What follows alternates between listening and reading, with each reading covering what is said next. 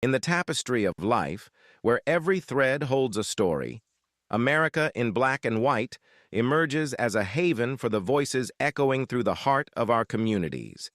In this podcast, we wade through the rivers of our collective experiences, celebrating the vibrant hues of change brought forth by the whispers of hope and the roars of action. It's more than just a conversation. It's a journey into the heart of our society, illuminated by the light of those daring to dream and do. Join us, and let your voice be the melody that guides us toward a dawn where every color finds its place in the masterpiece of our shared destiny. Together, let's paint a future brimming with the positives that dwell in our minds and the actions that shape our world. Good afternoon, ladies and gentlemen, and welcome to our Saturday special of America in Black and White. I'm your host, Charles King. Let's get this kicked off by starting with our Black History reflection of Bishop Desmond Tutu. Today, we honor Archbishop Desmond Tutu, a global moral compass whose life reminds us that justice is not an abstract idea, it is a daily practice. Born in South Africa under the brutality of apartheid, Tutu became one of the world's most courageous voices for human dignity. He believed deeply in the power of truth, reconciliation, and the radical idea that oppressed people deserve not only freedom, but joy. Tutu taught us that leadership is not measured by titles, but by courage to speak when silence is easier. He showed the world that forgiveness is not weakness, it is a strategy for liberation, and reminded us that systems can be dismantled, but only when people are willing to confront them with honesty, compassion, and unwavering resolve. As we begin today's conversation with Rose Spitz, we carry Tutu's wisdom with us. Do your little bit of good where you are. It's those little bits of good put together that overwhelm the world. Now, let me get to the part here where we introduce our guests. Family, welcome to another powerful episode of American Black and White. And today we're diving into the intersection of art, culture, truth, and lived experience, the very heartbeat of this platform. Our guest today is a man whose journey reflects the resilience, creativity, and brilliance of our people. Rose Spitz is not just an actor, not just an entertainer, not just an entrepreneur. He is a storyteller shaped by community, sharpened by experience, and driven by purpose. His work carries the authenticity that AMIBW was built to amplify, the kind of voice that doesn't just perform, but reveals.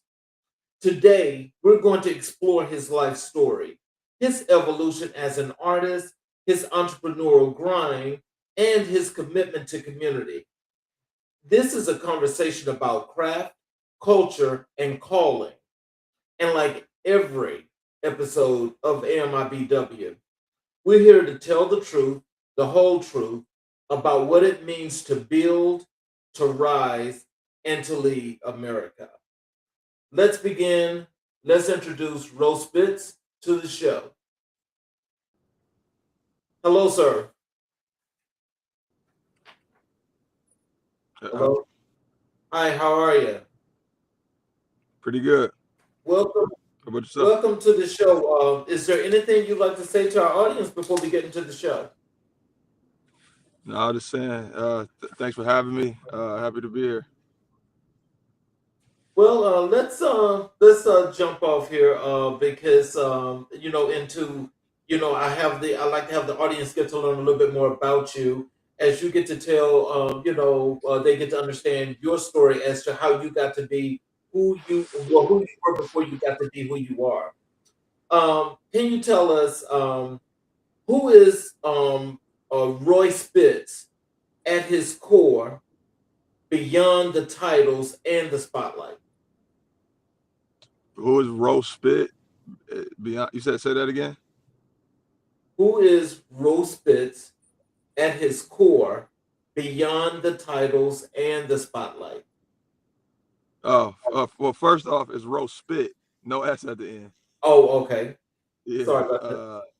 that's all good. I always say I'm a kid from the west side of Pontiac, Michigan, small city.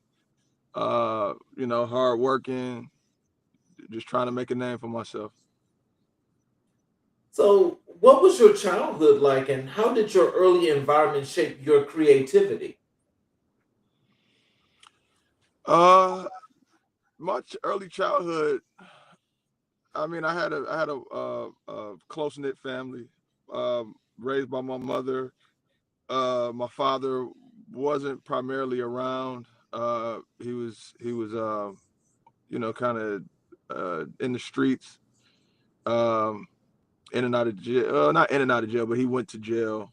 Went to prison, I should say. Had some issues with drugs. Um, but I had a wonderful family from his side of the family, from my grandparents, and then on my mom's side of the family with cousins, grandparents, aunts, uncles, and everything, and my stepfather, who was the man that primarily raised me.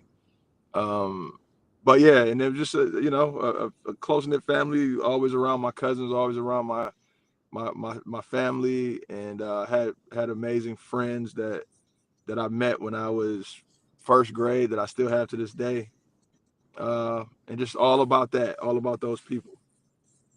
So, did you always want to be into entertainment? How did the entertainment and creativity come to be? Yeah, thinking about it, it is something that I was always enamored by. Even one of the oldest memories or oldest like memories that something with the sound. It's like an echo or something. Mm. But one of the can you hear that or no? Uh-oh. Hold on one second. It's something with the sound. You don't hear No, now you actually coming in a whole lot clearer and like you're right there in the mic. say that again. I heard you much better when you did whatever that adjustment was. Can you hear me now? Yes. Okay. What was the question again? I'm sorry. About your creativity and getting into entertainment. Did you always want to be an actor? Oh yeah, no, not so much acting. I had one of my earliest memories or like favorite movies was Crush Groove, and I just Hmm. remember seeing like my favorite artists at the time. I was a lot younger, but like Run DMC, the Fat Boys, New Edition, and it was something I was always like enamored with and always wanted to kind of try my hand at. But more with the music aspect of my journey. And then I got into it a lot later. It wasn't something that I like been doing since I was 3 years old. I got into music in college. I started DJing when I got to my freshman year in college, or maybe my senior year in high school or something like that. Oh no, I'm sorry. Going to college is when I started DJing, and then a couple years after that, I started rapping, and then around the pandemic, a little bit. I had done some small acting roles here and there, really behind the scenes, and then during the pandemic, I took a couple acting classes and kind of jumped in feet first. Mm. So, when did you first realize you had a gift for performance and storytelling? Probably when I first started rapping, the feeling that I got the first time I stepped on stage and spit a verse. And then as far as the storytelling aspect, I look at those as separate. Everything that I've ever done publicly has a story around it, or I tell a story with whatever I'm doing. So that's probably something that has always been since I've been doing anything publicly, whether it's clothing designs, sneaker designs, or just anything. So, and then when I first started, first time I was in Chicago, first time I rapped in front of people, stood on stage, and the feeling that I got from that, it was like this is something that I want to do and I want to be known for. So, who were the people who poured into you early on? Um, I would say my mom. My mom is the person that made me believe that I could do anything that I wanted to do. You know, you hear that as a kid, or just as a kid growing up in the in the hood or whatever, that anything you put your mind to, you could do. And sometimes you hear it so much, it's still not like real, right? And then, but it's something about when my mom said it to me, I believed it, and so I kind of took that on and wore it like a shield or something. And then as I got older and I got into music and the entertainment aspect of my life, it was my cousin One Below. He when I first started DJing, he was I was DJing for his rap group, which is called Binary Star, and then went on to be Subterraneous Records. And he's the person that made me believe, or made me see that I could I could make this a business, and I could do this. I didn't have to work for anybody per se. So, in the process of doing that, can you tell us like what challenges did you face growing up at up that later that became fuel for your artistry? Not challenge, just the challenges of more. It was more like uh, internal challenges when it came to that. Just not believing in myself, not being confident, not get not getting uh, not getting my reps in yet, I would say. And then after that point, once you start getting to that point where you trust yourself, or you kind of believe in yourself in a sense, then it kind of became uh, other people, like the people that I thought could push me, or elevate me to a space, or help me get to a space, feeling like those people didn't believe in me or didn't trust my vision. And that's really it. The only thing I can really say is people telling me no, and then me going on my own, or kind of pushing harder to get what I wanted.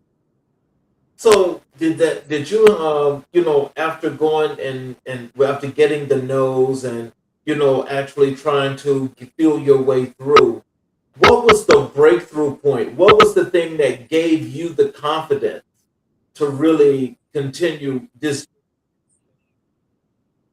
When the breakthrough point was when I realized that nobody can help me do anything. Nobody can help me get anything. Nobody's coming to save me.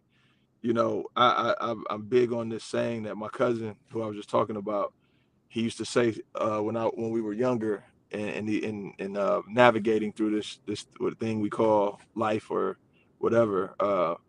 He used to say that, if God has if God has it for you, no man can take it away from you. And if God doesn't want you to have it, there's no man that can give it to you. Right. So that what that said to me is that it's on me. Right. I could go, and I could go to a venue, let's say, and want a DJ, and the venue, or the promoter, or the manager, or the booking agent say, well, you're not a big enough artist to do that, to book you here. So I just took it upon myself, or I just set up someplace where I know however many people is going to go, whether that could be outside for that matter, and start there, start building, and start growing to the point where I could come back and say, see, I told you, and now you're calling me to book me. Uh, what moment in your life forced you to grow the most? Can't hear you. What moment in your life forced you to grow the most? What moment in my life forced me to grow the most?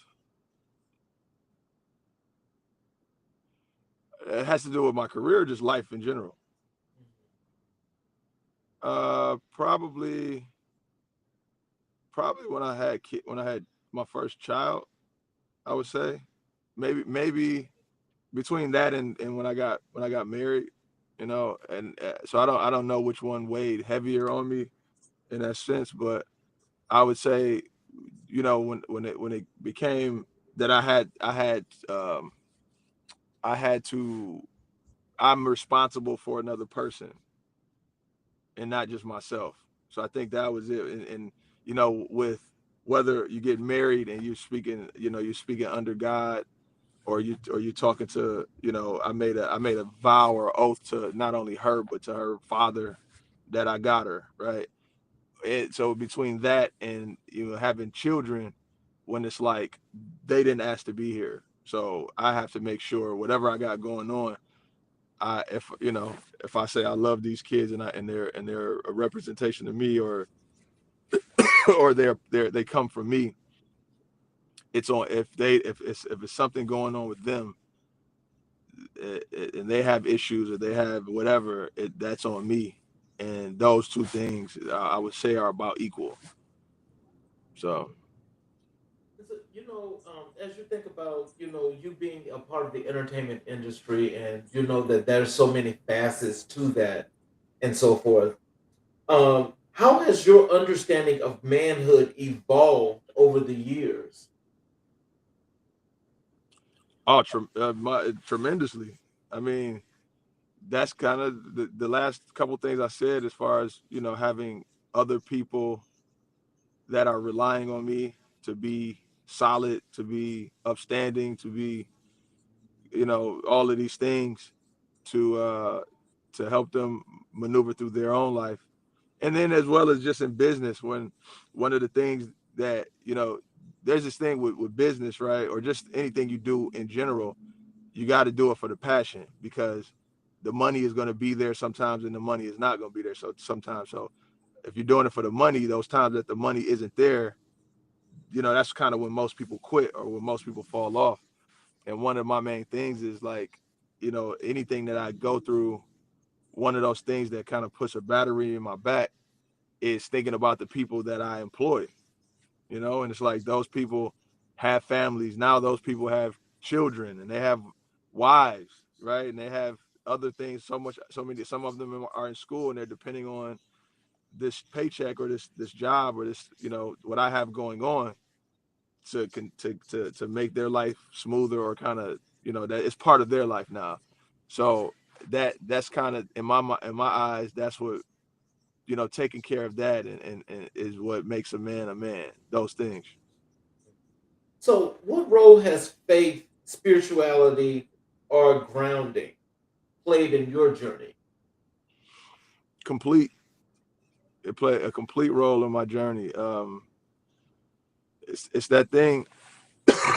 When we start thinking about faith, it's the belief in the unknown, right? And you just know, whether it's from a feel, whether it's from a vision, whether, like, whatever it's from, it hits you in a place, right, to your core. And those are the things that keep you sane. Those are the things that keep you direct on your goal and on your path. And if you don't have that, if you're not grounded by that, sometimes you get, some people get lost in it. And you start doing things that uh, your heart, that's not in your heart or in your soul. Mhm. And that's one thing that I hold dearly. There are times that, when I was really pushing to make it in the music industry, as far as rap, you might waver a little bit, but there's always something to a core. So even when I bend, or when I, somebody suggesting I do something that I might not be thinking about, or I might not really be, like, make, as far as music, like, make a song about this, and it's like, that's not even really me, but I could try to make it work, but it's only going to go so far, because of my core, the substance I have in my core values, and things that I always say, I got to be able to look myself in the mirror, man. Like, regardless of who's in the room or who's not in the room, whatever I do when I go to sleep at night, and I'm preparing myself for bed, I got to be able to look in that mirror, and be like, yeah, you made it another day, and you did it the way you were supposed to. You know, that is so exceptional. Because a lot of times, a lot of people forget those morals and those values. Who helped to instill those morals and values that you cherish on your daily basis, as you say, before you go to bed? Man, everybody are in my sphere, in my atmosphere, in my from going back to my parent, my mom, my grandparents were heavy into into church, just religion in general. Um, like it's crazy, man. Where I'm from, or it's like for somebody to say that they don't believe in God, or they don't have faith in a higher power of some sort, is like I don't even it doesn't even register in my brain that so it's kind of maybe it's just from the day I was born. It was kind of instilled in me, and even as I became an adult, you start seeking and you start going on that journey for yourself, right? Because like my parents can tell me and my grandparents can take me to church every day, and they could read me this stuff, and then but I still have to go on my own mission and my own path to say this is what I this is what I believe, right? It can be instilled in you, but you go on your own mission once you get in it, and it's just a thing that's always been there. So, what's a misconception people often have about you? A misconception that people that I'm tough to talk to, or I'm tough to access. Oh, okay. It's like, yeah, people, man, every people all around me, and I tell people all the time, that's not a me thing, that's a you thing, right? Because like you inbox me and I'm on here now. It's not that wasn't tough, Yes, sir. right? It just happened. But I got people that's close to me that things will be going on, and I'm like, yo, why didn't you just call me, man? Like, and they're like, yo, man, you're not the easiest person to get it talk to, and I'm like, how? You have my number. I answer the phone. It's like, so I think that's the biggest. It's over my adult life, or as I got into my career, or just into this space that I'm in, that's been a thing that I just don't understand. I don't understand with people, and usually when I say it's a them thing, it's them saying to their self that they're looking from the outside, whether it's social media or just kind of knowing me, come like if even if you're in my world and I'm like in and out, uh I think it's people taking it upon themselves to say, oh, he's busy. Oh, he has these things going on that's more important, or that is probably a bigger situation, or bigger, to me than what they're trying to address or trying to bring to me. And it's like, once again, man, that's not a me thing. That's a you thing. That's you telling yourself that. Do you think it's most likely because of the roles that you play? Because as you know, when you and I were chatting, I got to tell you that you really are a great performer. Because Thank you. for the diversity of all the roles that you play, I mean, it's like you're in the parts. Do you think that's probably why they think that way? In a sense, I mean, I think that's part of it, because what I'm talking about has been going on before I was even acting. Oh wow, okay. That was a thing.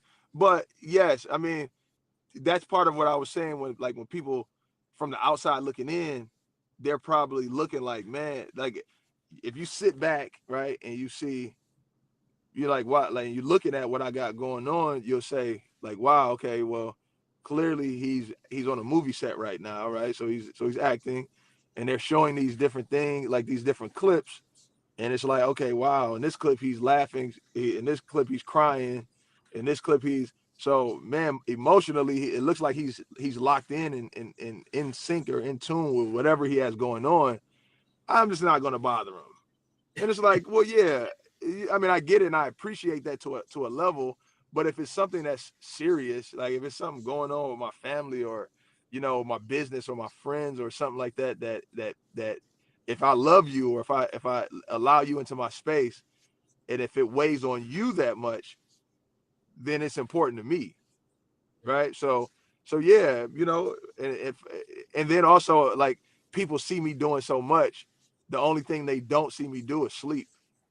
right? So it's like, man, well, the time that I'm not seeing him on Instagram or Facebook or wherever, I'm hoping he's sleeping or is doing something that is soothing to his soul, you know. And it's still like, yo, but I can answer the phone, right? So yeah, man, you know, to an extent, but I think it just adds into the thought process of people from how much I produce to the quality of what I produce at whatever level, whether it's fashion, DJing, rapping, acting, designing, like whatever, the the quality and the quantity of what I produce, I have to be in tune, or I have to be locked in and I would think that people would understand or would know that that takes time, effort, and energy to do. So I'm not gonna bother them.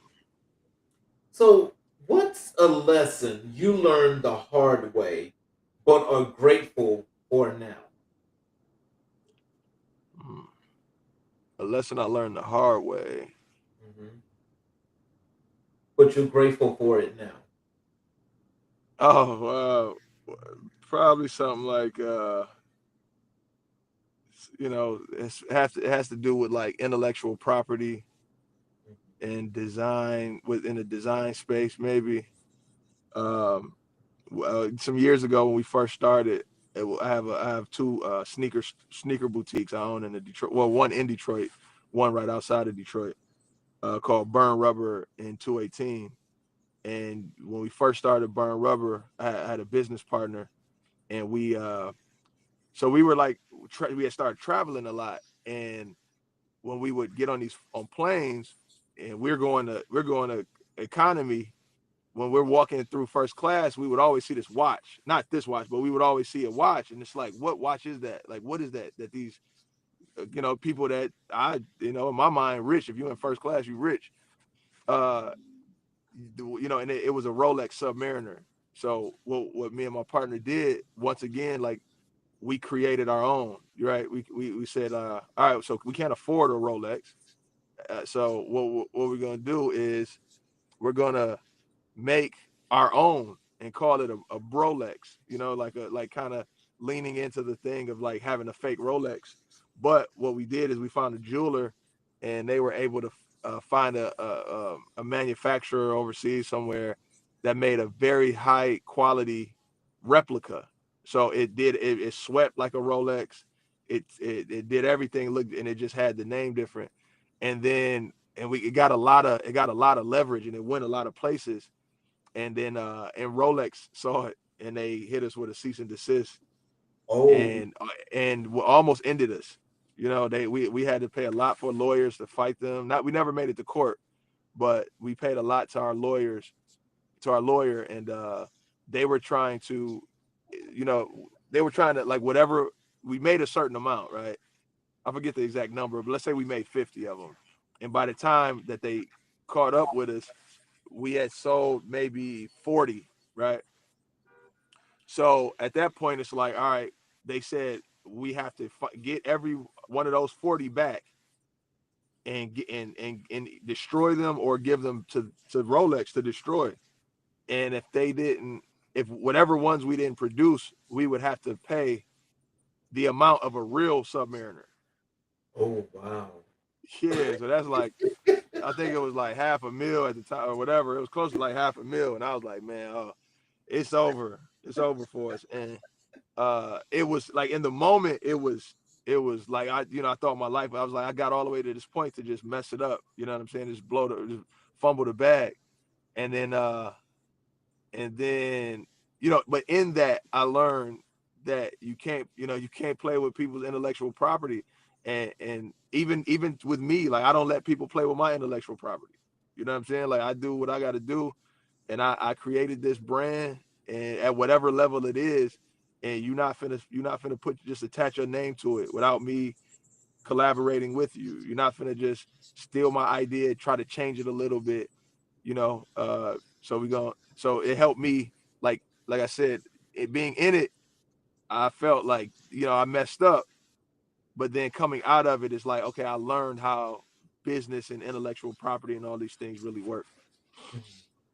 Let's transition over to your acting career, your craft, your roles, and motivation. What first pulled you toward acting as a profession? The first thing, the thing that pulled me towards acting is my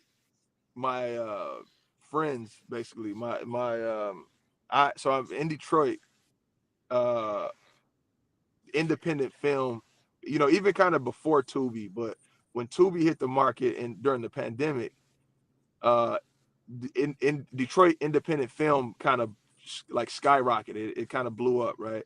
And it became like the number one or number two uh, city or whatever for urban independent film. And in that, I've been a rapper, I've been a DJ, I've been in fashion, so I knew. So all the people that when the pandemic hit, you watched everything on Netflix, you watched everything on Amazon, and it's like, wait, hey, it's this new thing called Tubi that has these hood movies or whatever you want to call it, and in that, so you watched everything on all those other platforms. Let's go to this. And the thing about me is, the difference is that the people that I'm watching are my friends, right? It's other rappers, other DJs, other just people I know from all of these other places. So I'm watching it as a proud supporter, like my friends are doing what I think is amazing. And I saw, obviously there's some terrible things on Tubi, like just not good quality, not good acting, nothing. But then there's these, especially at the time, you find these little gems of like, wow, that was a great storyline, a great script, really good acting, cinematography, uh, uh, um, sound, lighting, all of these different things, man. And then I started saying, like, I want to be a part of that. I want to get into it. It's something that I had done in the small roles over the past, but now I'm seeing my friends do it, and I'm like, the confidence that I may not have had. I'm like, man, if they can do it, I know I can do it. And then I took a couple of acting classes from my friends that were in it, and they saw, they see a that I was serious first and foremost, and then in those classes, you could see a certain level of like, well, at certain spaces, maybe not in totality, but in certain spaces, you see certain people are natural at certain things. And I think that was a thing for me. I've been performing for years. I was comfortable in front of a camera, you know, and it was just, I kind of just stepped into it. And then I always, even to this day, I want to get better. I want to be better tomorrow than I was today. So every role I play, I try to stretch myself, I try to push myself, and I try to just be. And during that, I'm still studying and watching and learning, and I'm just trying to get better. And it's kind of like showing and proving, I feel. Well, I'll tell you, you're doing a great job because I'll tell you, I watch Tubi, right? And I'm going to tell you, hands down, you're right about one thing. I think initially, I've noticed, and I guess me being my own little film critic, is that I noticed that you're right. Some of the movies, initially, it had to grow. But I can tell you, as of last year and stepping into this year, the quality is like, it's up. The quality is up because the movies are actually really good, and I love the storylines. So, just in that whole process of you actually getting into acting, as you did when you started, and you're still going and you're going and you're going. When did you realize that this is where I belong? So at the beginning, my first, I don't know the exact number, but my first certain, 3 or 4 movies, right? I took the acting classes and I learned, some basic level acting techniques or whatever, or secrets or tools. And then I started diving into these rabbit holes of like, you know, tips to become a better actor. And then I got a role, uh one of my first roles that I had to I kind of I came up with a backstory for the character. I kind of dove into it in the space of like just even being on set. If you called me my name, I didn't answer. Right, I was like fully committed and locked into this character, and um, I felt I didn't. It was times that I couldn't feel the difference of myself in this character that I created, and that the first movie I did that, I was kind of in and out of it. Right, I was kind of like wow, you know what I'm saying? Like I kind of said something that Roland Coit wouldn't normally say in you know in the space of whatever, right? Or actions that I wouldn't normally do.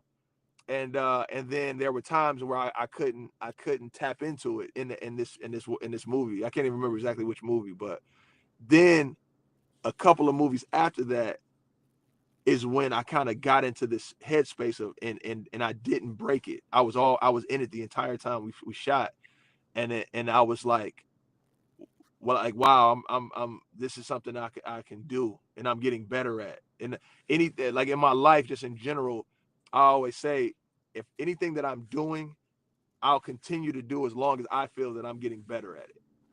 Even if it's, I'm not saying it has to be, you know, remarkably better. I'm not saying it has to be crazy, but I just have to be making steps in getting better and not going the other way. So, you know, with that, it's like when I got to that point where I was like, man, I'm doing even facial expressions and actions I'm like, I'm doing it with intent, but it's happening naturally. Like I'm not forcing myself, or I'm not acting. They said the best actors aren't acting, right? The when you get into that space of feeling like, you know, even the words that are on the paper, it doesn't even really matter because I am this person, right? So it's like whatever I say in this space that gets us through the scene and still telling the story, it don't even matter what's on the paper if I'm this character, because the paper's not the character. I'm the character, and I created it, and this is what he would say. And once you get into that space, and you can explain that to the director, to the writer, to the producers, and it all makes sense. Like that's when you're in the space of, I feel, of being of walking that line of being of good acting, if not great acting. Right.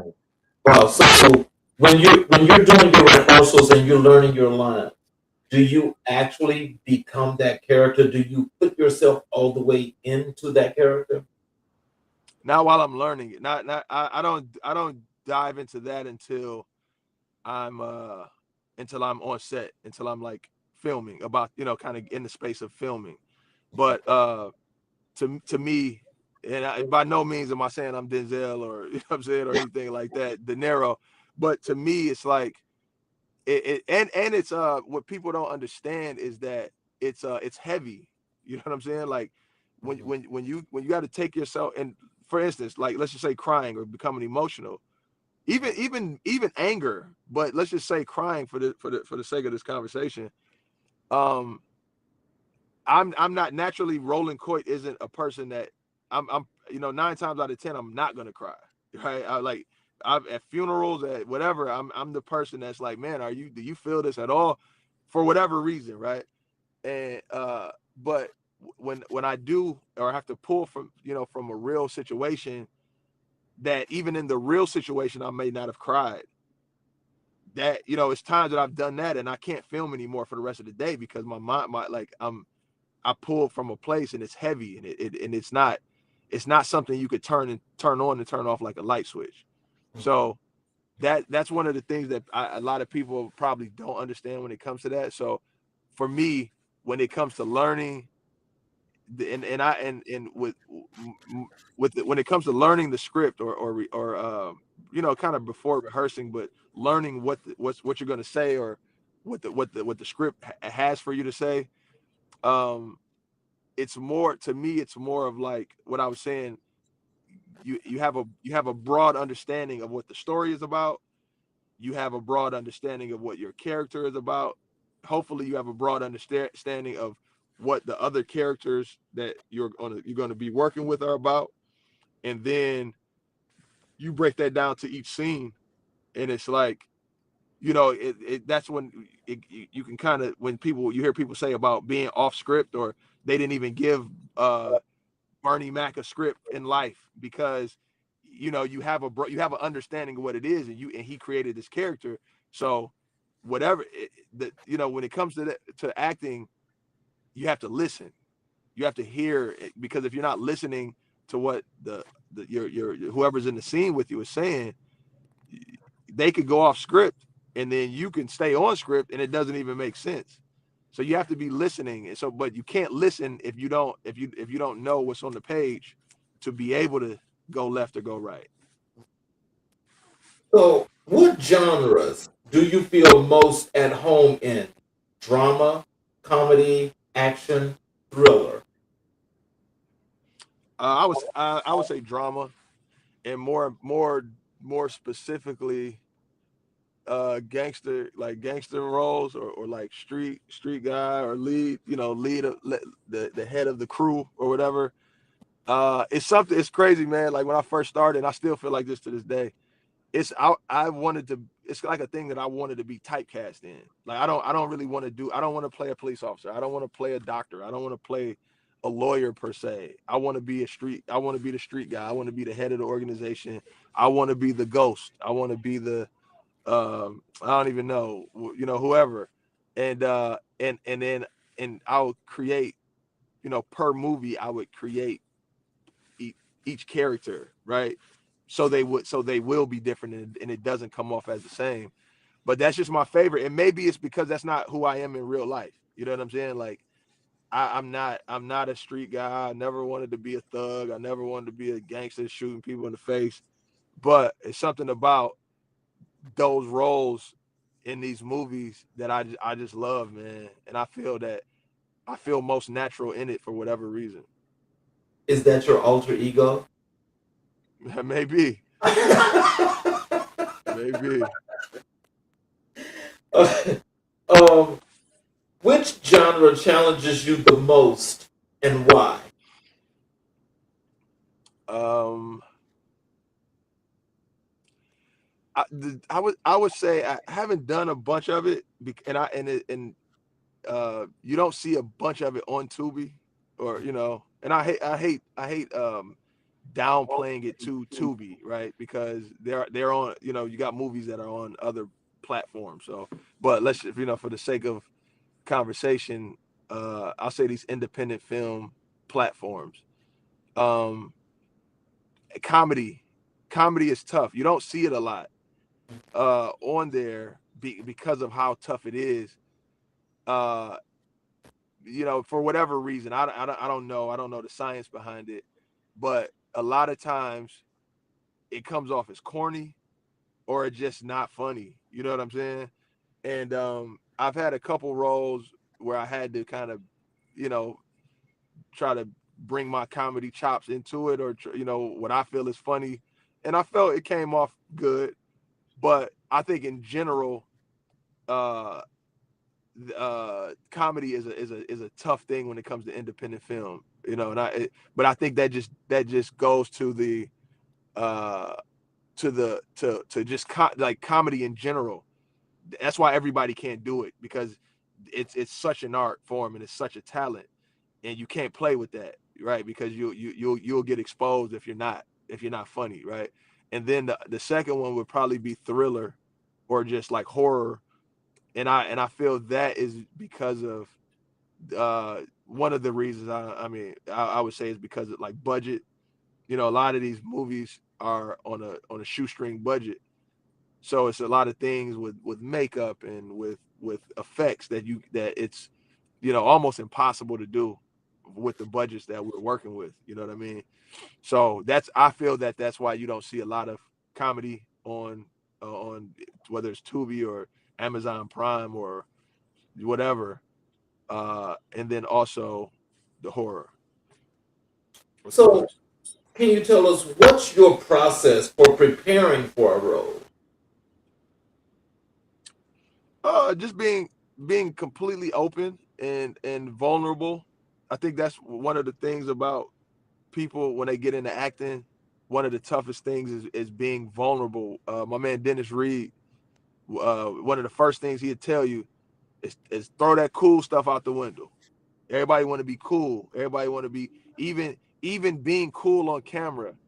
You can't be cool. It's kind of weird and tough to explain, but you got to take that cool bravado whatever off of you that so many of us, just black people, like, it's a survival technique for us, right?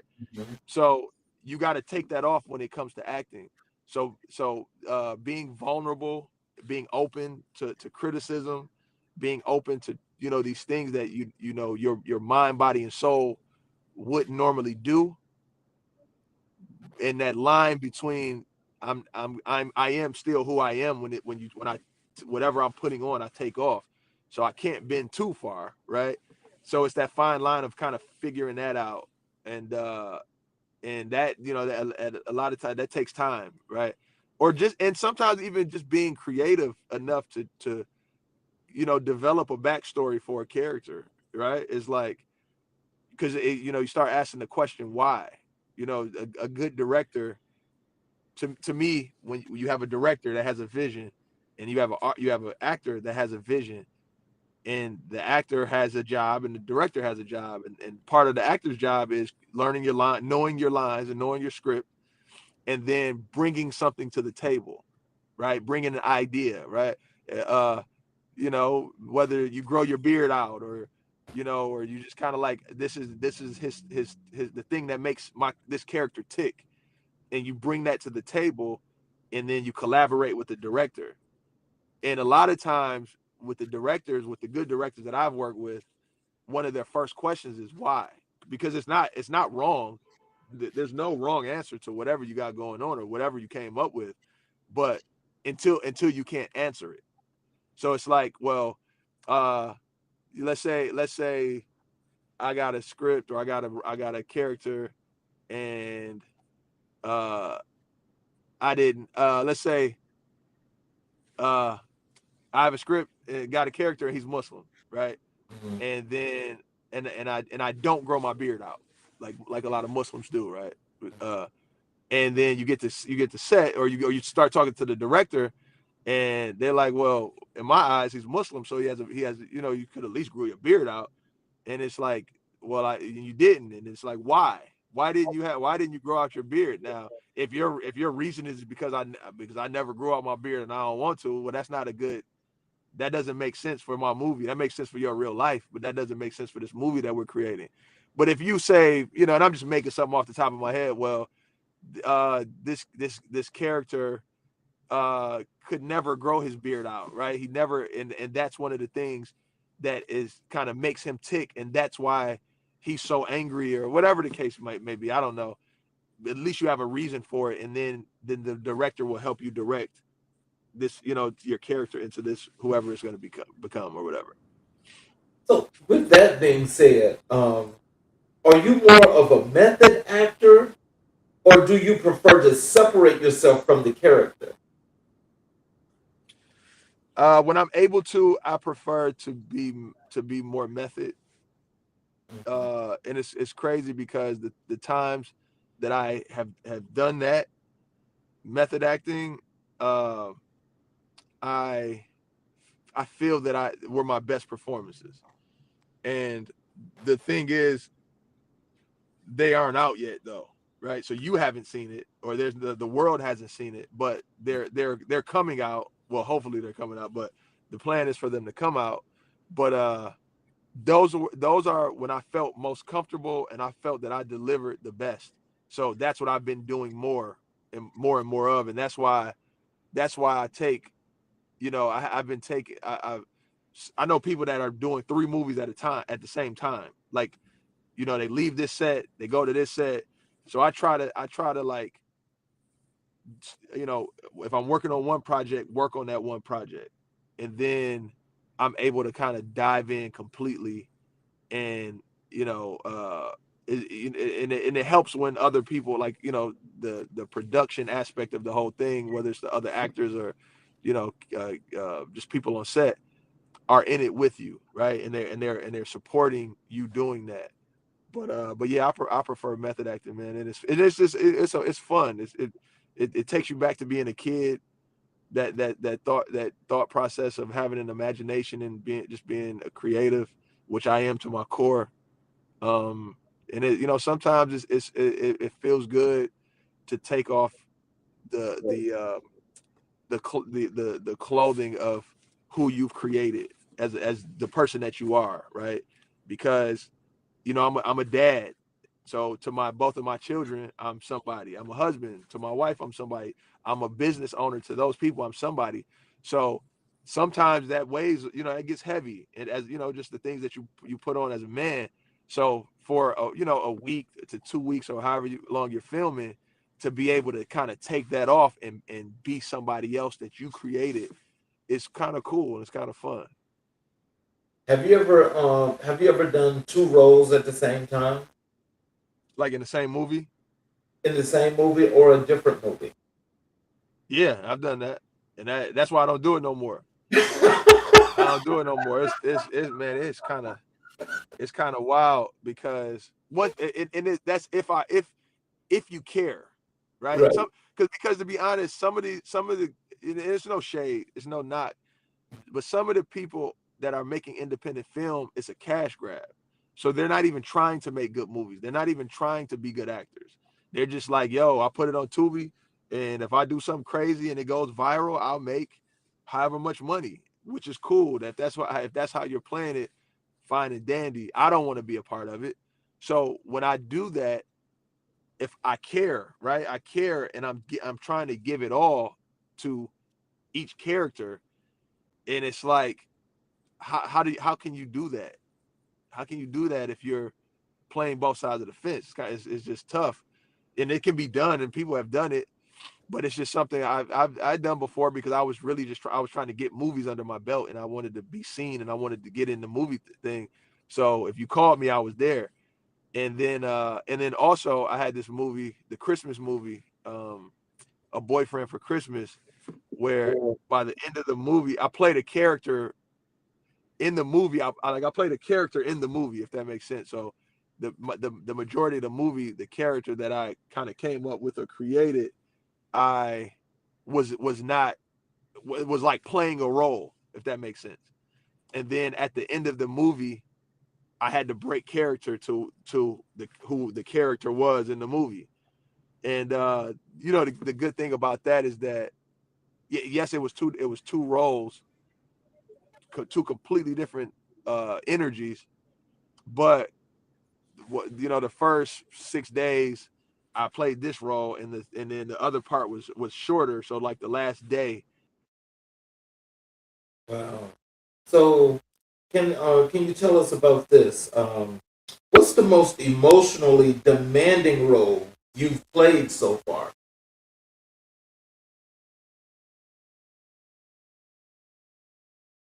Hello? You're frozen.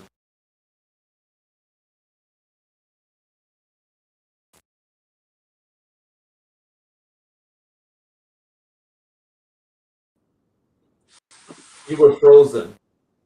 Okay. I didn't know what you heard or didn't hear, but So let me just ask you this again.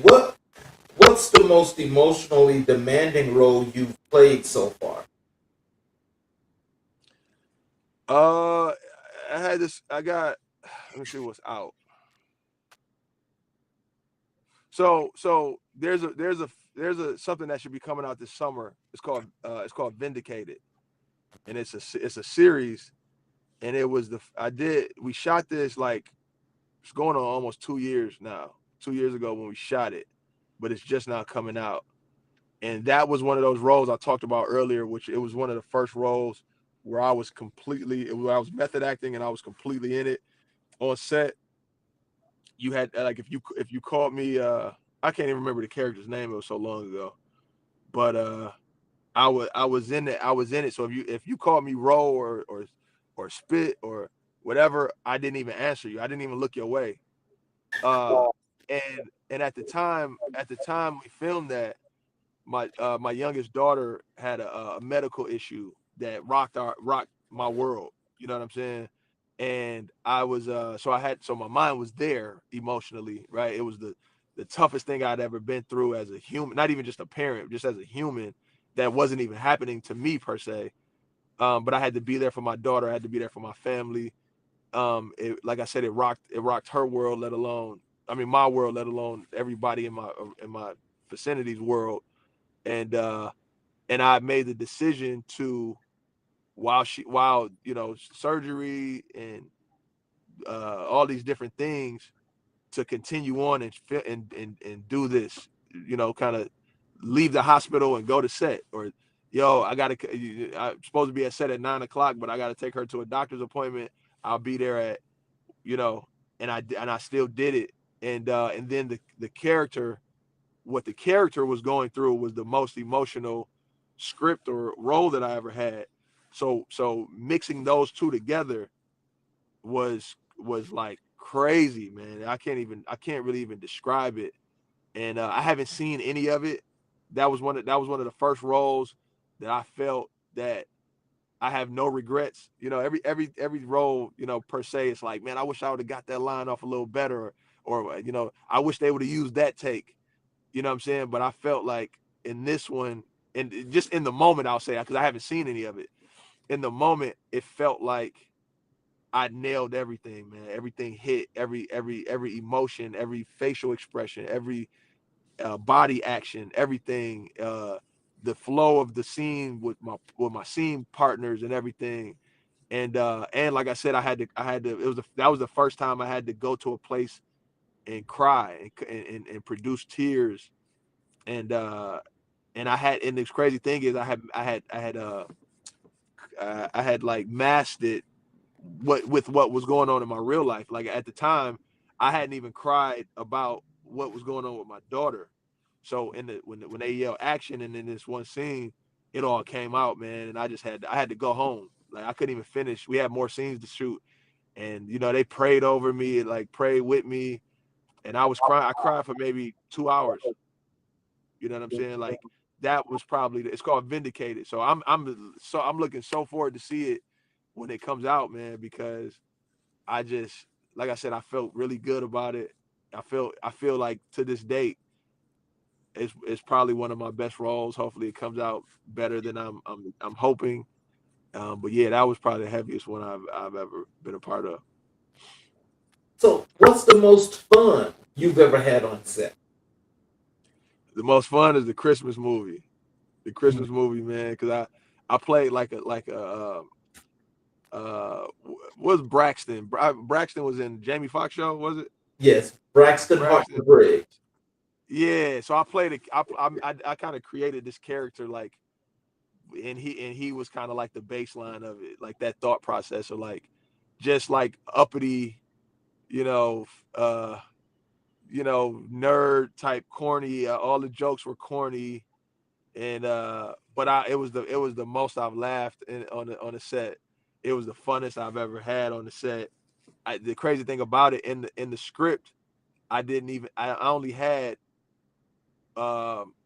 maybe 4 lines through the whole movie, and I ended up being basically a major point of the movie or whatever. Like they let me go off script, so I was able to make up these things and create these jokes in the moment, and they were hitting.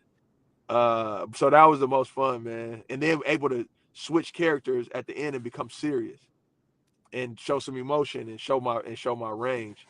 And so I would say that was probably the most fun. Either that or the movie that just came out, The Other Brother. That was the Other Brother was one of the first movies. Well, not the first movie, but it was probably the most intense of like method acting, creating a character, becoming that character, and knowing what I wanted to do in each moment of that film. Well, with that, and thinking about, with you wanting to have that fun and you're able to like pretty much just ad lib. Do they allow you to ad lib a lot, or is that just one of the things that you do to make the character?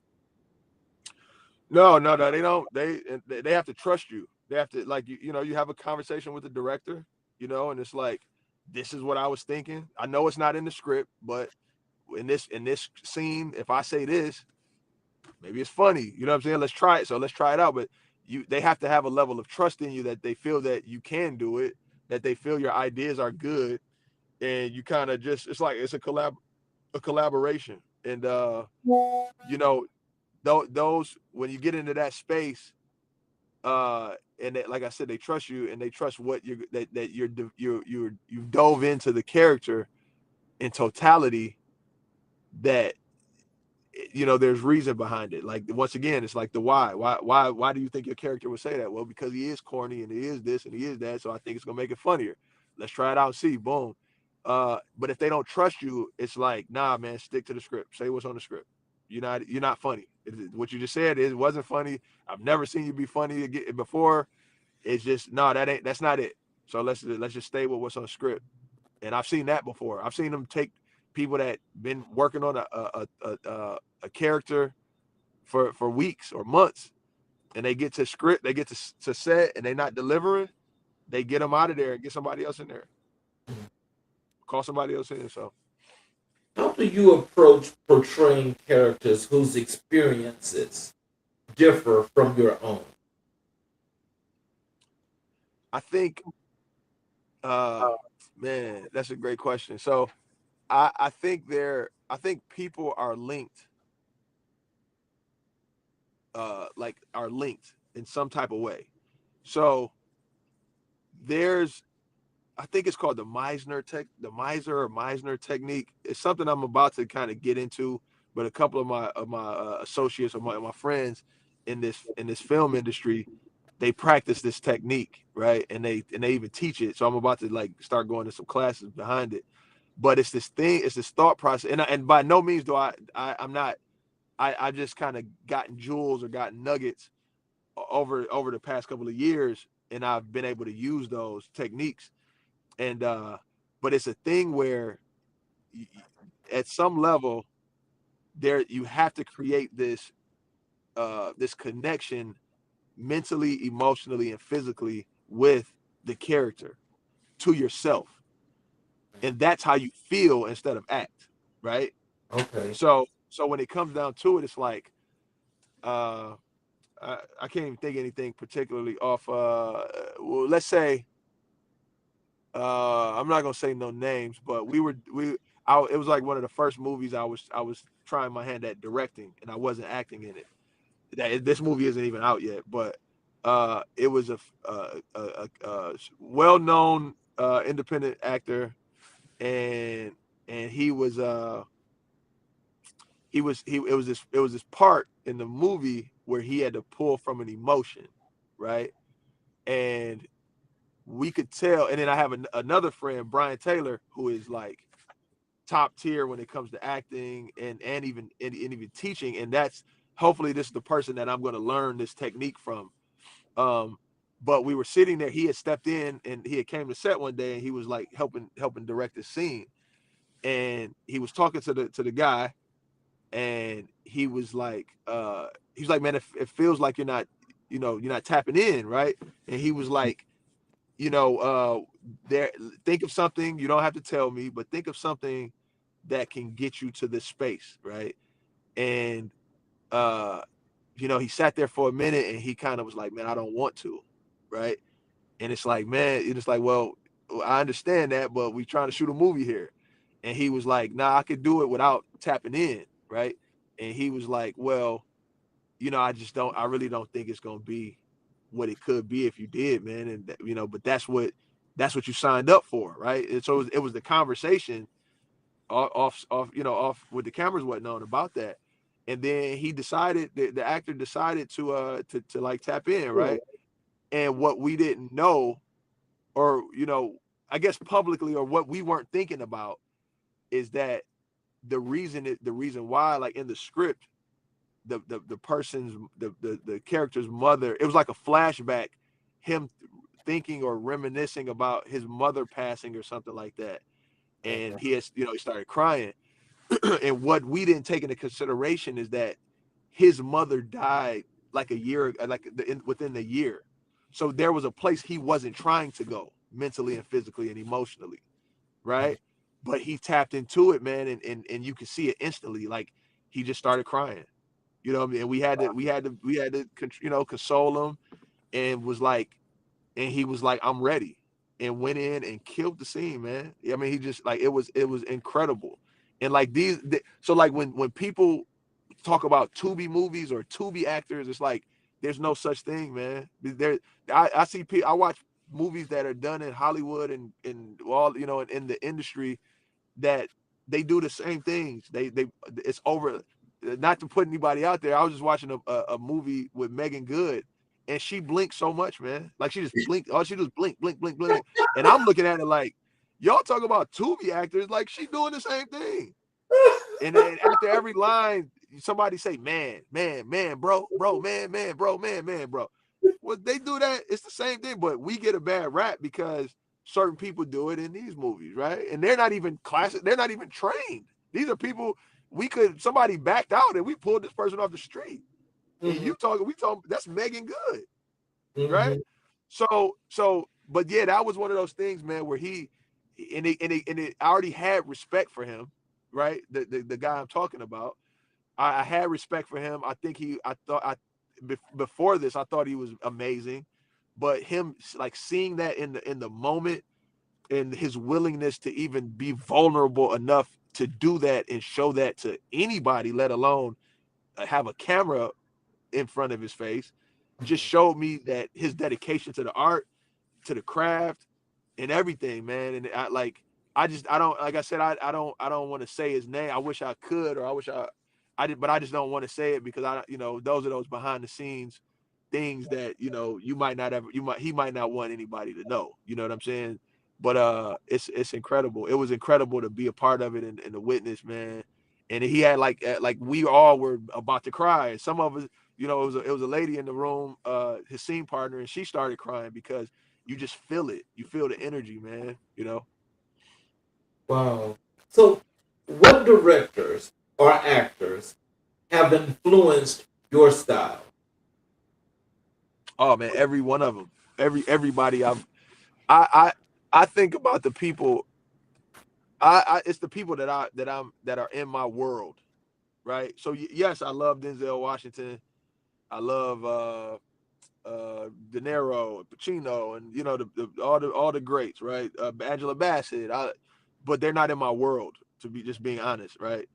So the people that are in my world are Dennis Reed, right? Kamal Smith, Yes. DeJuan Ford, uh, um, Ebony Tates, Deborah Lane, Spencer, Robin Rose, China, Javon Long, the list goes, Murder Payne, like the list goes on. So those are the people that I learn from, and that the people that I respect, and and of course it's many more. These are just people that's at the top of my brain right now. But those are the people that I pay attention to. Sino Harris, they those are the people that I watch. If I'm not in the movie, I watch, and I'm proud. I'm happy that they're doing amazing. I'm happy, Coach, T from Moolah, Buck, like the list goes on. These are the people that, but then also, Brian Taylor, right, from a director standpoint, not and acting, but so some of these people are both sides of the fence. But their mission, especially from the director side, their mission is to pull whatever out of you to make you look the best and make your performance the best. So if you allow them to do that, they can take you places that you never knew you could go. There's actors that do that as well, just being in the scene with them. It's kind of like that. You heard, like in sports, you tell people, don't play to your competition, right? Because your competition, the person that's in scene with you, can bring you down a notch and make you not appear as good as you might be, or they can take you up a notch and make you better than you are, make you come off as better than you are. And then also the flip side of it, I watch a lot of terrible things. I watch terrible acting. I watch terrible direction. I watch for terrible cinematography and terrible sound to know what I don't want. I don't want to look like that. I don't want to sound like that. I would never, you know what I mean? So, and sometimes, for at least for me, I gotta see something bad to know that's something that I don't want to be a part of, or I'll that to know that's something that not to do. Which something like blinking was one of the things that a lot of times it's because at our standpoint and from our space, some of us are getting scripts a day before we start filming. Some of us are getting scripts. A lot of times they're changing scenes in real time. On the go. On the go. Like I've been on sets where it's like, all right, everything you've been working on for the last 2 days, 3 days, memorizing, forget all that. We'll be back in 15 minutes. We about to write the scene over. And you got to learn it. So a lot of times when people are like, if you watch these movies, and it's not everybody, some people are just bad. They don't even realize they're doing it. But a lot of times when you see people like looking up and blinking and pausing, it's because they're trying to memorize what they're just getting. And they're literally trying to go off of memory, and they don't really have it memorized. So that's why knowing, having the chance to know what you got going on takes those things away, in the natural emotions of how people actually talk, and how people actually move and maneuver starts to come in to play. Now, before I ask this next question, I want to tell you this. What you just mentioned about Megan Good.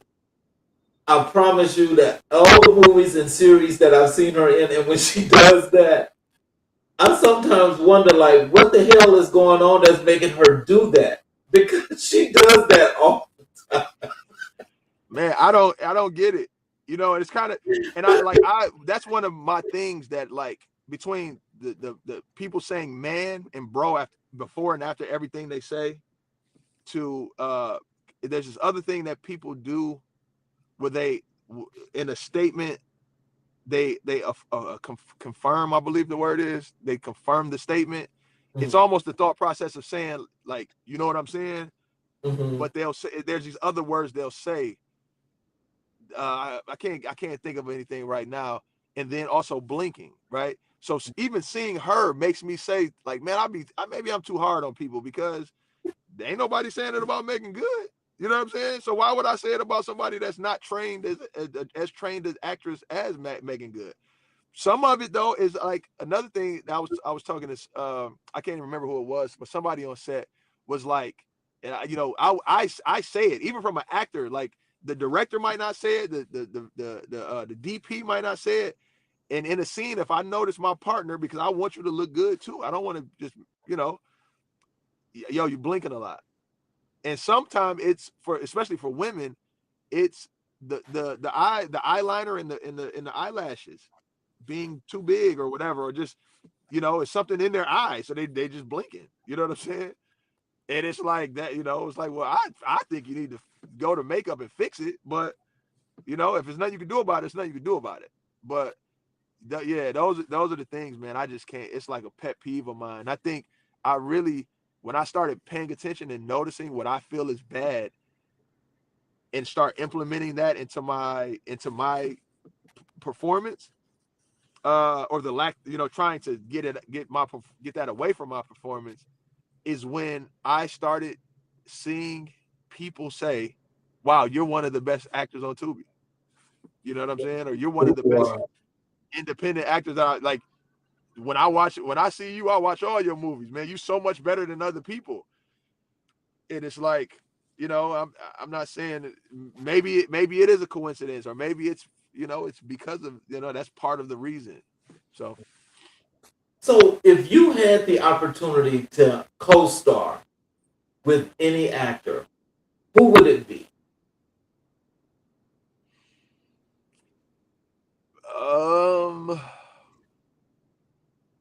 I mean, as far as, I don't know. I would say somebody. It's somebody I know. Let's say Murder Payne, Emery Lawrence. Uh, most of the people. Even if it's not out yet, I've kind of worked with Camille Hassan, Diesel. Mhm. Uh, I work with Ebony, China. Most of the ladies that are doing it at a level I've worked with. Um, and that's, I mean, that those are the people that I would kind of say that I could think of right now. I don't even, most people would say, well, I'm talking about anybody I'm talking, you didn't say Denzel, you didn't say Michael B. Jordan. And I don't even think about those people because they're not in my atmosphere. And it's not, that's not even a place that I particularly am seeking to go, if that makes sense. If it Yeah. happens, if I end up in Hollywood or I end up in a major production in Atlanta or New York or wherever, cool, fine and dandy. But it's not nothing. It's not anything that I am seeking or I care to do. So when I talk about the people that I want to work with, it's the people. Once again, it's the people that I can call, right? The people that I know. So Emory Lawrence is like, I've known him before this acting thing. We didn't go to the same college, but we had friends, mutual friends, and so I've known him forever. I always, he's always been my homie and always been a close a friend. Uh, and he got into acting before me, so he's somebody that I looked up to before I got into it. And now we kind of have been crossing paths on sets, or maybe a movie I was in. We I don't even know if we've ever been in the same movie, but I've seen I'm doing a series right now, and he was helping out behind the scenes, and we were just talking like, man, we got to do something, man. You know what I'm saying? Just like we're two attractive men that, you know what I mean, that are really good actors in this space, and it's like that could be a blockbuster. That's like Martin and Will. You know what I'm saying? Like it could be anything, but more than anything, he's somebody that I respect, and I appreciate his art and what he does and how serious he takes it. And it's gonna happen one day. So we got to find the right script and make it like super impactful. The other night I seen a movie that had Khalil Kane in it, and it was one of those movies that you say you like to do, like one of those gangster movies, right? I would love to see you and Khalil Kane play in a movie together, opposite each other. I think that would be a big time movie. I gotta look him up. I don't know who that is. I mean, I would love to. I think it's awesome. Mhm. I get stuck in so it's funny because I do interviews like this or kind of do podcasts, and I'm so enthralled in what is Detroit urban film. Mhm. I don't know any other. I don't know it like is he's not from Detroit, right? No, no. Yeah, He's so like, actually he's normally does a lot on the Hollywood scene, but I saw him oh, okay. in and I saw him in a Tubi movie just the other day, a few days ago. And it was a really good movie. It was a gangster movie. I can't remember what the name of it was, but at any rate, it If you was can, about. if you can send it to me, I'm gonna check it out. But like I said, I appreciate that, and I'm sure he's incredible. And I would love to. I a lot of things. If it's not Detroit, I Mhm. don't know it, man. To be Oh honest, wow. Okay. yeah. But Let's transition over to your work in entrepreneurship and your business mindset.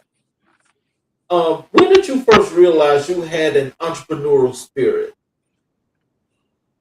uh, man, probably high school. Just selling candy and just hustling. Uh, uh, Hustling without selling drugs. You know what I'm saying? Like, and even I tried my hand at that and wasn't the greatest at it, so I stopped. But yeah, I just that and then probably when I started DJing, and my cousin who I was talking about earlier kind of showed me the way or the light of like you can do this. You can DJ and become you can work for yourself, or you could kind of you have the talent to do for yourself, and you don't have to worry about getting laid off from this job or getting paid pennies to do this job, things like that. And it that changed my life. because before that, my whole thought process was like, I don't know what I'm gonna do because if I don't have a degree, I went to college but didn't graduate, so I felt that I would only go to certain levels, in that world. And he's one of the main person that made me see like yo, you could go DJ, you could work at a job and get paid. At the time, this was coming out of college, which was a decent job if I remember right, like $350 a week or something like that, right? And it's like, but you're a DJ. If you DJ and you focus on DJing, you can make $500 a night, and that's not hard to do. And you can DJ 3 times, 4 times in a week, if not 7 times in a week. You know what I'm saying? So you could get up, work 40 hours for somebody else, and get a check that it was this, and then now it's $350 or whatever. Or you could make once again, make 500, make $2,000 or $2,500 in a week, or if not more. Which are you going to choose? But you have to put in the work to put yourself in position to make that kind of money and draw that kind of money. And I believed. What businesses or ventures are you currently building? Oh man. So I have my foundation is my sneaker stores. So I have 2 sneaker stores. Next year it'll be 20 years for my original store, which is called Burn Rubber, which is in Royal Oak. The second store is called 218. That's in the Eastern Market. It'll be 5 years next year. I MC. I rap. I'm kind of like, I'm trying to retire, but people won't let me. So I'm still making music, and I still generate money off of making music. I DJ. That's like my number. That's like my number one passion, and it's what I've been doing the longest. And I have a entertainment company doing that, and then acting, and then moving to directing, producing. I also design, so I make clothes, design clothing and shoes. I've designed shoes for Jordan, Puma, Reebok, Adidas coming next year. Some of the biggest brands in the world, and I think that's about it. I'm pretty sure it's something else I make some money off of somewhere. So, what motivates you to create opportunities rather than wait for them? That thought process that nobody coming to save me. Nobody's gonna give it to me. You know what I'm saying? Like, in my mind, when my cousin said that, there's these certain things that always stuck with me. If God doesn't want me to have it, I'll never get it. If God wants me to have it, there's no human being on earth that could take it from me. So that tells me I need to be in tune with God, and I need to walk in that light. And if I walk in that, and whatever I'm doing, if I do it in a way that serves him, is rightful in his eyes, the money gonna come. And that's how I always looked at it, and that's how it's been working for me. So I do what I do what I do. I feel that I have a talent at something, or I feel something is quality enough for me to either sell or produce and put out to the world. And I do it with my core values in mind. I do it, with the people that are around me, uh, core values and things that represents them, and it's just infectious, and it bleeds on. And then and like I said, that when you're doing that and you're doing it for that reason, I feel, or something in that world of reasoning, then even if it's not, if the money's not happening, or falling or coming to you right now, eventually the money will come. And like I said, it's been times that the money wasn't there. It's been times I'm not getting paid, or I didn't get paid what I felt I should get paid. And then there's times where I'm like, wow, I can't believe somebody's paying me this amount of money to do this. So it all works itself out. What's the hardest part of entrepreneurship that people don't talk about?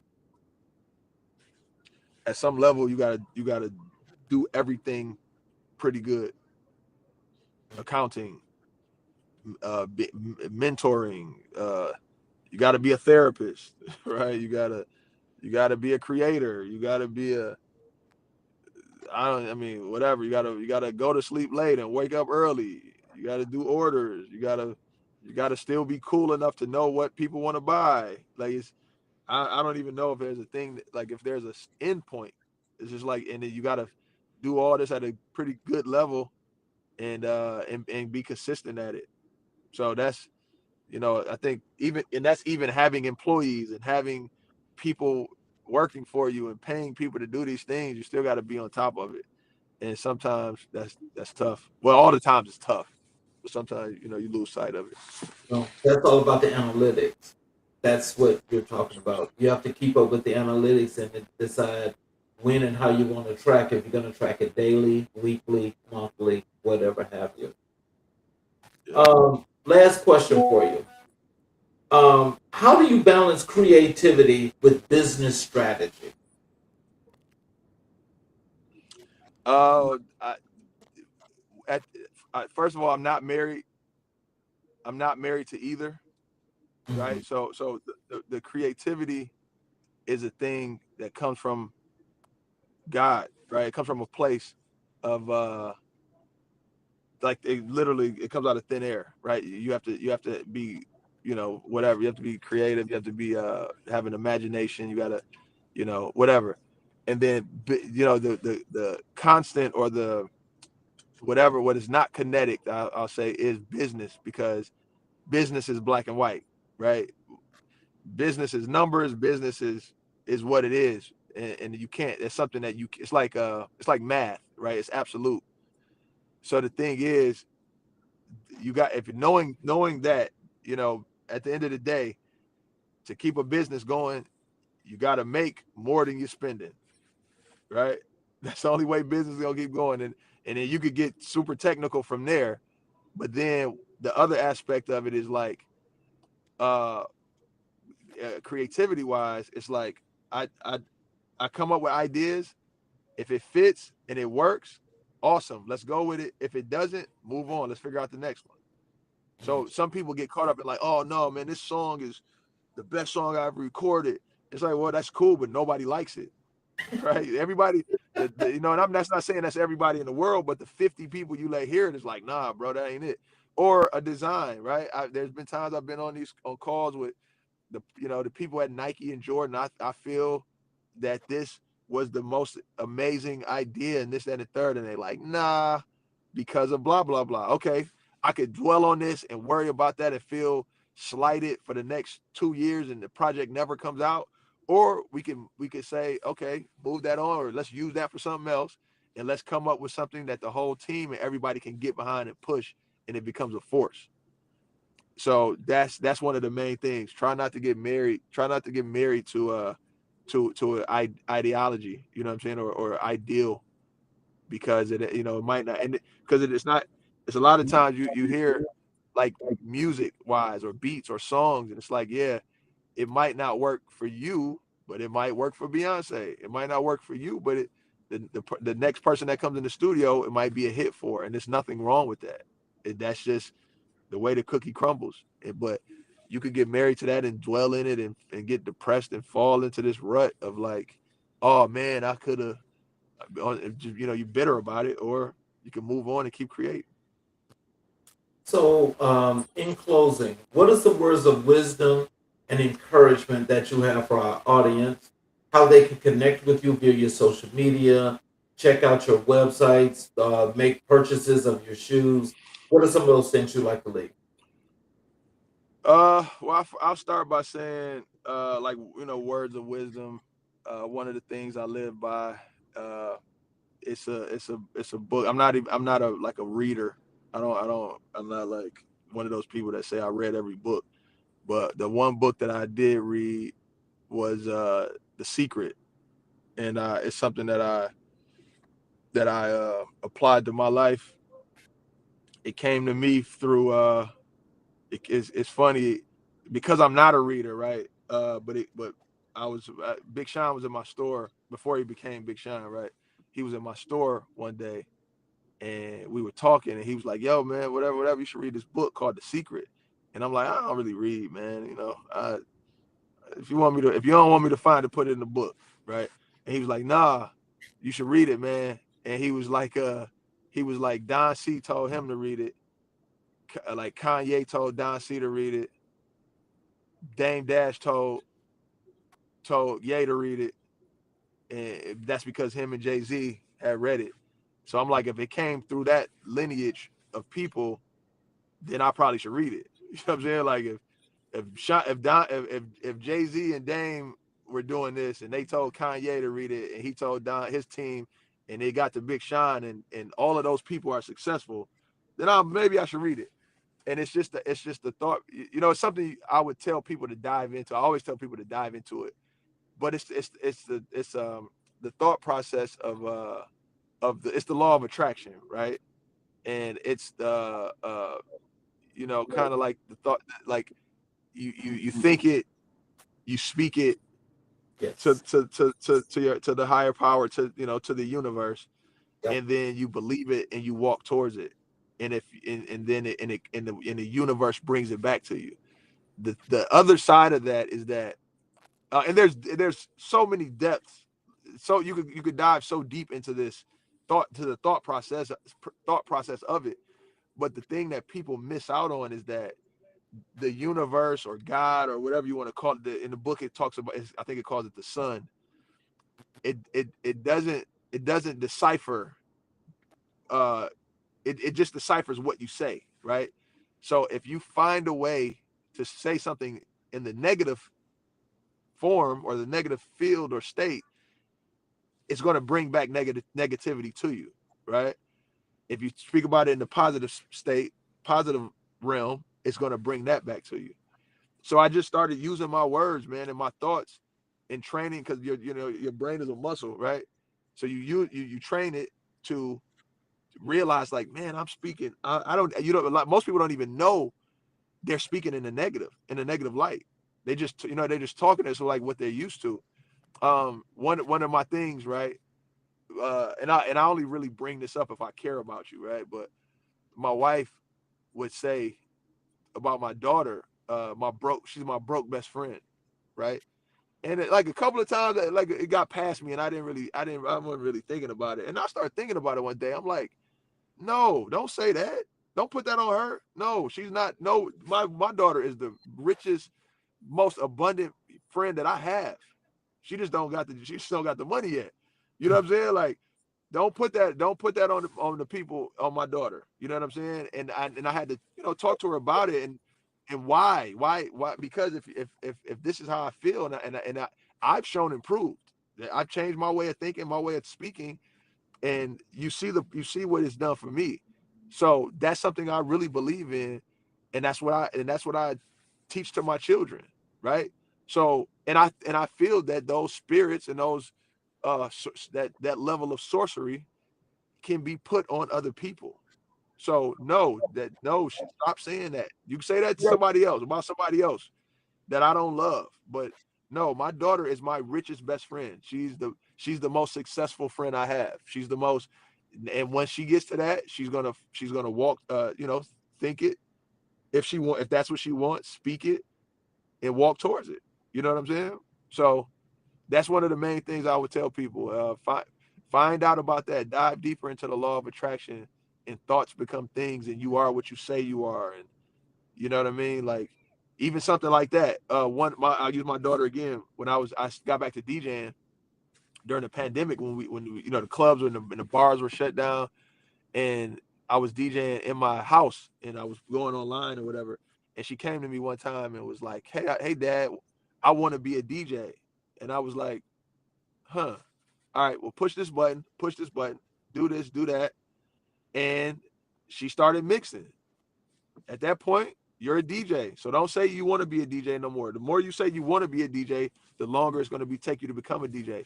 You're a DJ right now. So, and then other than that, you can find me on Instagram, _spit. My stores is Burn Rubber, and then Shop 218. burnrubberdetroit.com, 218.com. And that's really it. Or just Google Roast Spit in Detroit and you'll find me. Well, before I do my closing monologue, I want to say to you that I definitely appreciate you taking some time out of your busy schedule to be with us today. And I really enjoyed the insight. And of course, there's lots of things I didn't get the opportunity to get to, but hopefully we can get you back on the show again. But I definitely appreciate it. And for those of you that are watching on all of our channels, especially our YouTube channels, if you have not yet subscribed, please support us by subscribing and enabling all notifications so that you can catch the shows live, or you'll also be able to go back and watch all of our previous recorded shows. So, in closing, I'd like to say, Roast Bit, thank you for bringing your truth, your journey, and your brilliance to this platform. Conversations like this remind us why America in Black and White exists, to honor the voices that shape our culture, challenge our assumptions, and expand our understanding of what it means to be Black in America. Your story is a testament to resilience, creativity, and purpose. You show us that artistry is not just performance, it is responsibility, it is legacy, it is leadership. And as Desmond Tutu taught us, it is the small acts of courage done consistently that change the world. To our viewers, may today's conversation inspire you to step deeper into your calling, to honor your community, and to live your truth with intention. This is America in Black and White. I'm Charles King, and we will see you next time. Thank you all, and we will see you next time.